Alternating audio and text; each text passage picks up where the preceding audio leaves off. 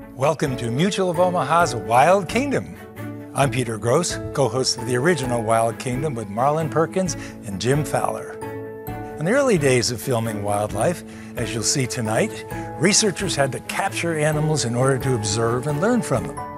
But that's no longer the case today. Modern technology such as drones and satellite tracking offer new ways to study animals in their natural habitat with less intrusion from human touch. Wild Kingdom set the gold standard for nature programming and introduced generations of young people to the wonders of the natural world. Fortunately, the successful research that began with our original series helped many animals make a comeback from the threat of extinction. And that's good news for the Wild Kingdom. So sit back, relax, and enjoy Mutual of Omaha's Wild Kingdom.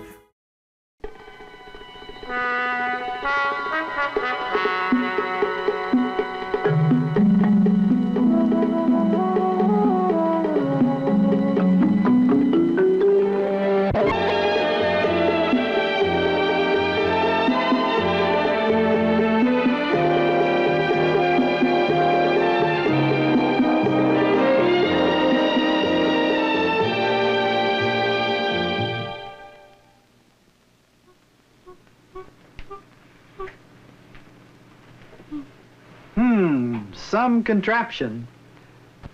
WK here looks like he's all set for a wild ride, and he's picked a good car for it. This is a miniature edition of the catching vehicle used on the plains of Africa to rope some of the large animals that roam the open grasslands. Okay, ready? Go! Here you are, WK. Now you're a full-fledged game catcher. Of all the ways to capture wild animals, roping from a moving car is ideal for the fast runners of the open plains. But it's a dangerous method. And if you should hit a rock or a hole traveling along at 50 miles an hour, these roll bars can come in mighty handy. Marlin and I rode a catching car like this in an attempt to capture one of the most unique animals in all of Africa, the majestic giraffe. It was all part of a game relocation project being carried out by the rangers of the huge Wankie National Park in Rhodesia. Here, a great variety of wild animals make their home. We arrived at Wankie in the middle of the dry season and pitched our camp near a water hole that was attracting game from miles around. In charge of the entire capture operation is Wankie's chief game catcher, Tommy Orford. It's a risky ride, and those roll bars can be a lifesaver. Tom's terriers are a trademark of his. He takes them everywhere in this wild country, and he's traveled through most of it. Jim and I have been checking the water hole near camp several times a day to determine when the giraffes come in to drink. Today, Jim wants to scout a smaller water hole nearby. You've got to approach an area like this carefully. You never know what you may find. Elephants. These tremendous animals are always an impressive sight. With them at the water hole is a troop of baboons, courageous, aggressive animals. Life in the troop is not always peaceful. The little guy's caught in the middle.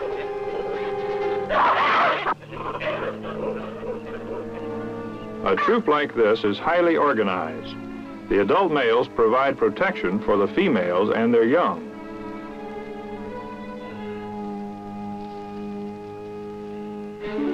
They even maintain a system of lookouts.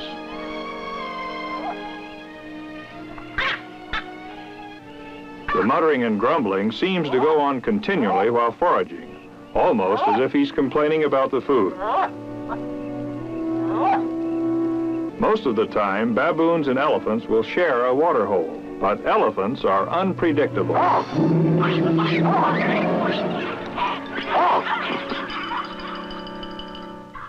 They're raising a real dust storm. That thick hide isn't really as tough as it looks. It's quite sensitive, and biting insects bother these huge animals. so they cover their skins with dust for protection. But when you do get an itch, there's only one thing to do: scratch.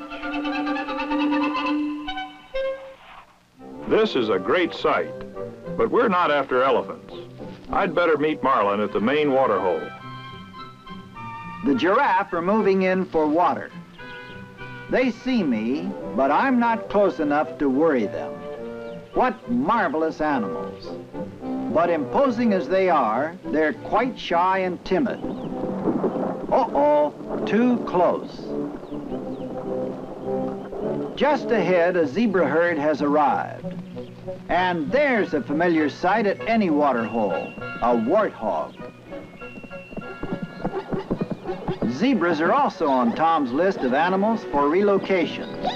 He's looking for young, healthy specimens like these to move to an area where they're scarce. All of the giraffe are adult. There are none of the young ones Tom wants to capture. So this is a good time to go after our zebra.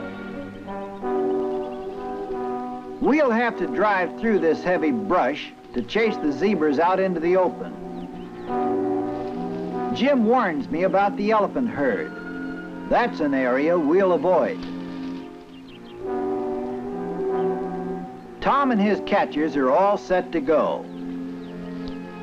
Jim will ride with them in the catching car. I'll ride with Ranger Bob G. in the herding car. Our job is herding the animals toward the catching car.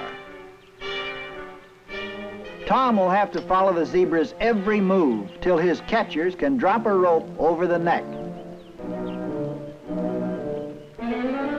Without a safety belt, the bumps would throw you right out of the car.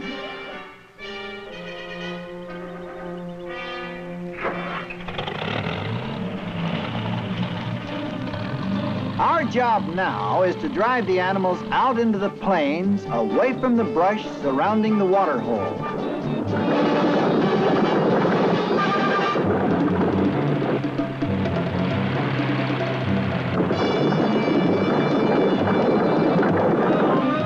What a ride! You can't make one wrong turn in this heavy brush. We've got to get them into the open. This is where Tom's skill with the wheel really pays off. They're out. Racing after zebra in an open car over this rugged, broken country is one of the wildest rides I know. The smoothness of these prairies is deceiving. They're full of holes.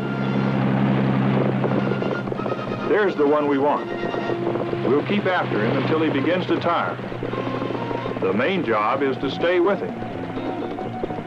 Tommy brings us so close I can almost grab the tail.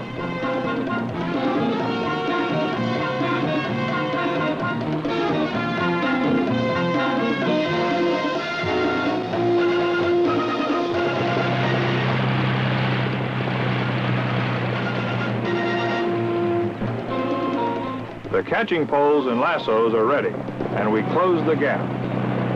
This fellow's still got plenty of fight. Look at him bite that fender. He's out of position for the ropes, so Tom does the next best thing. He grabs the tail and hangs on. They've got him. What a chase. It's a beautiful animal, strong and healthy. We've got our zebra, but we still have a date with a giraffe on the wild plains of Wankie. After catching the zebra, we turned our attention to our next objective, the giraffe. This would be more difficult. Our plan was to wait for them to come to the water hole. On the way to scout the hole, something moves just ahead. This termite mound is handy cover. Cheetahs, 2 of them, watching another termite mound with a mongoose perched on it.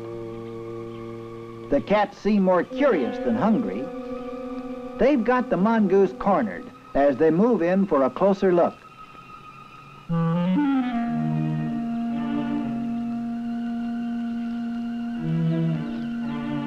If the cheetahs were on the hunt, this fellow wouldn't have much chance against the two of them.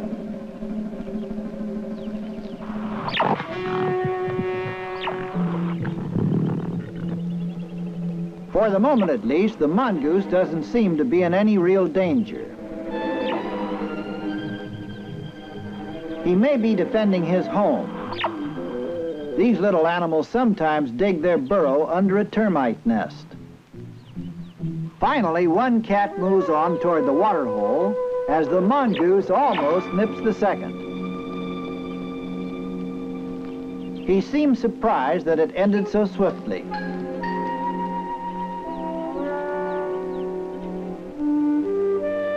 The mongoose goes on his way, and I'd better move on to meet Jim. Our surveillance pays off. A large herd of giraffe have come in to drink. Some keep a careful lookout, while others spread their enormous legs to reach the water.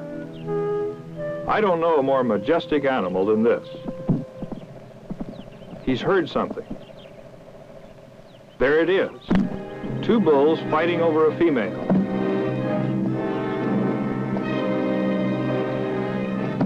They swing their great necks like clubs, and their stubby horns become battering rams.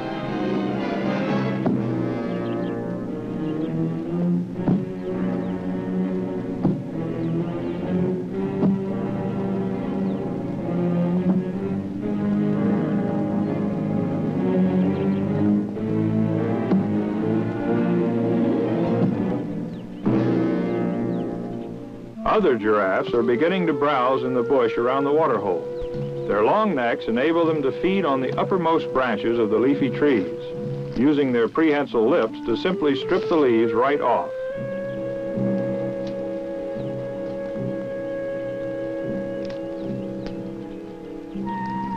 Driving them out of here will be difficult. We'd better get them while we can.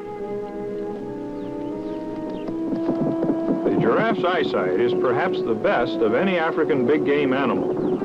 And with their height, they'll see our cars coming from a great distance. I can see we're going to have a problem keeping them out of the trees. Now's the time to move, before they get any deeper into the bush. It'll be tough enough as it is.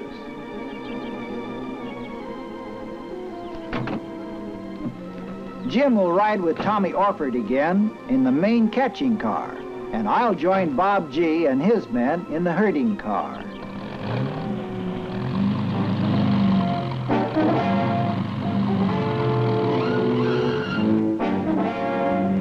Tommy spotted them. They're still at the water. Now to chase them into the open.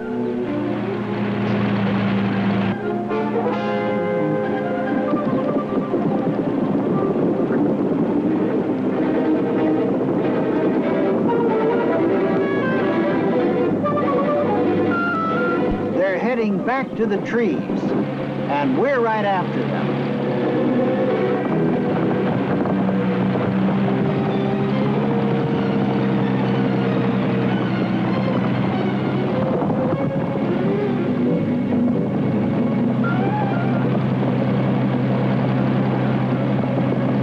What magnificent animals! Look at that speed!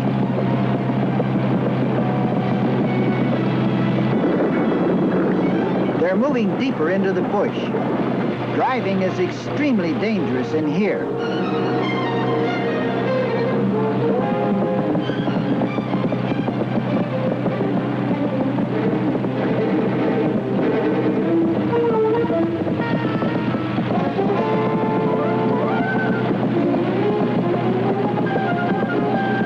Chasing the giraffe through these trees is much too difficult. We've got to move them out into the open.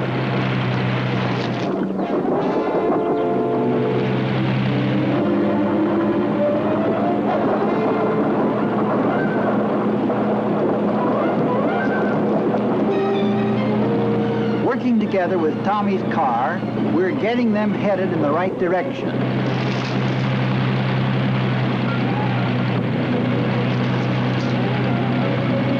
done it. We've herded them into the clear, and there are several young ones just the age we're after.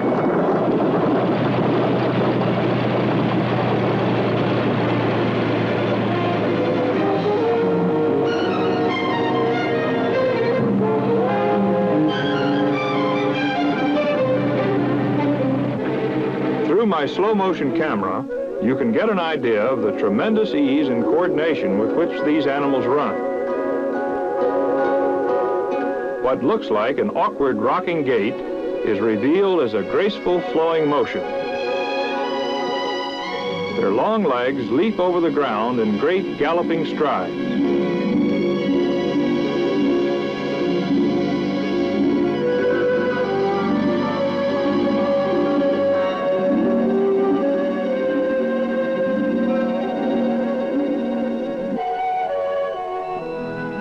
We're going as fast as we can in this terrain, and we're losing the race.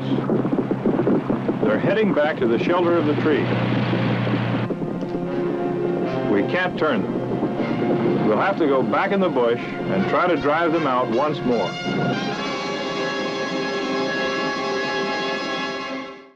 As long as the giraffes remained in the heavy brush, capture would be impossible. We would have to drive the herd back into the open. Tommy's cut a young one loose from the others. This is the one he wants, but we'll have to force it back out of the trees.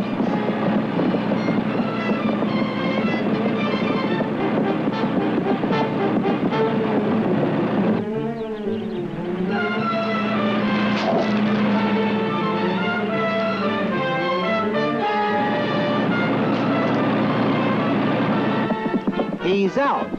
Now we'll try to keep our cars between him and the trees, if we can just stay with him.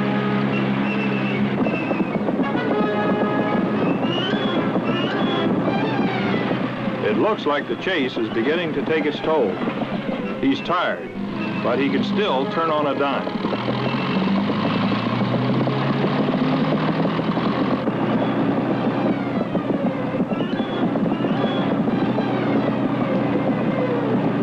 Now, if Marlin's car can keep him coming this way, we may be able to make another try.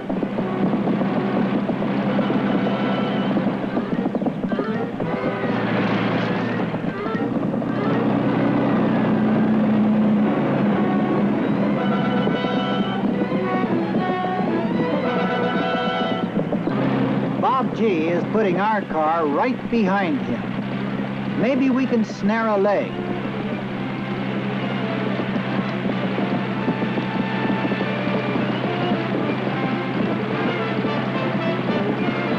Missed him.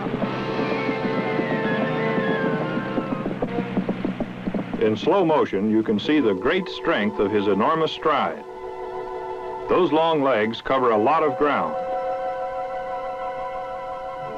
We'll have to try to slip a rope around his neck. He's still too strong to catch by the leg. Now, if we can just get close enough to drop a noose.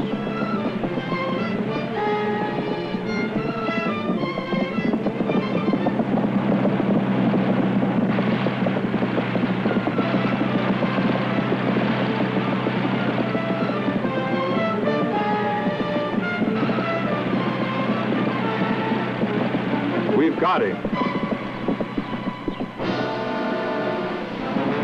We have to move fast now. This is an extremely dangerous time. Everyone's got to help. The rope will hold him all right, but with only one line, we can't really control it. We have to put a rope on his rear leg. One kick could kill a man. Now we've got him spread between us. Those kicks are deadly. They're his main defense, and he puts tremendous power behind them. We've got to stop those kicks before we can handle him, and we'll do it with this blanket.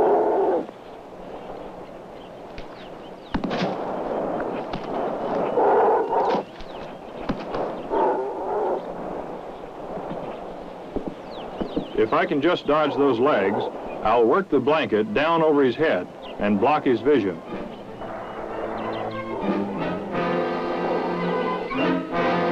Now he can't see to aim his kicks.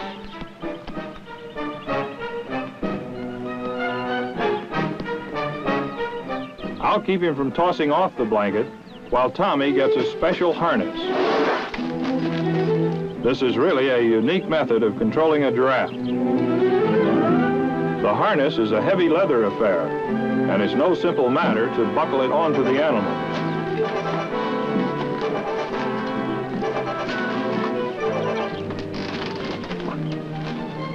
You have to be careful not to let the giraffe know exactly where you are. He can't see, but if he feels you nearby, he can still kick out.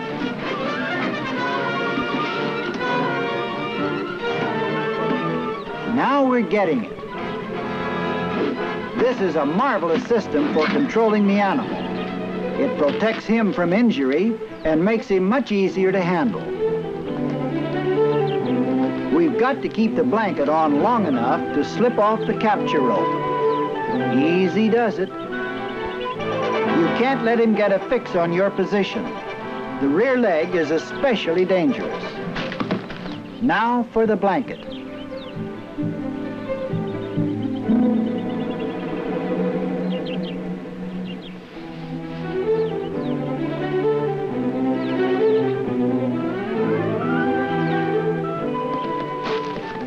No matter which way he tries to turn, we can guide him with the ropes attached to the harness. He's safely under control.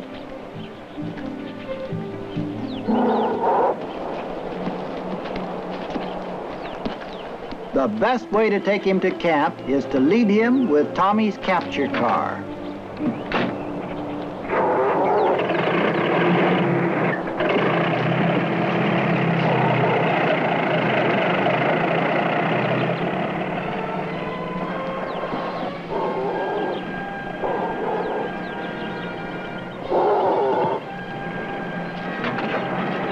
It'll be a slow, careful trip.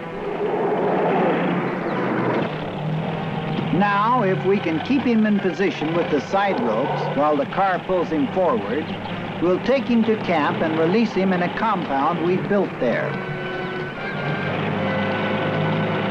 It was an unforgettable chase to catch a giraffe on the wild plains of Wankie.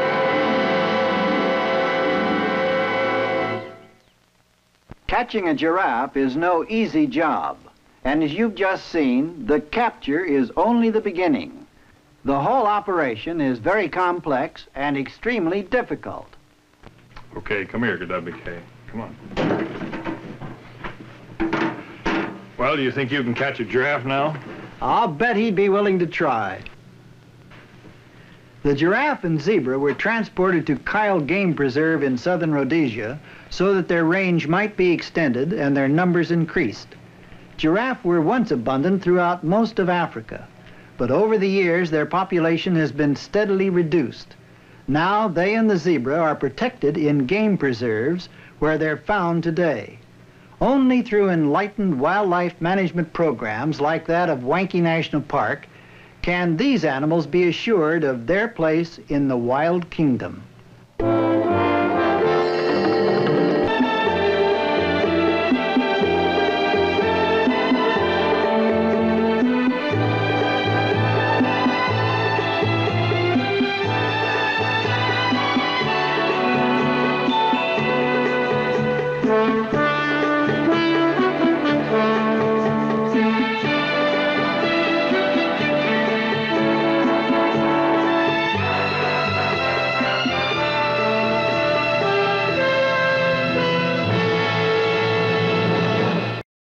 Like what you saw?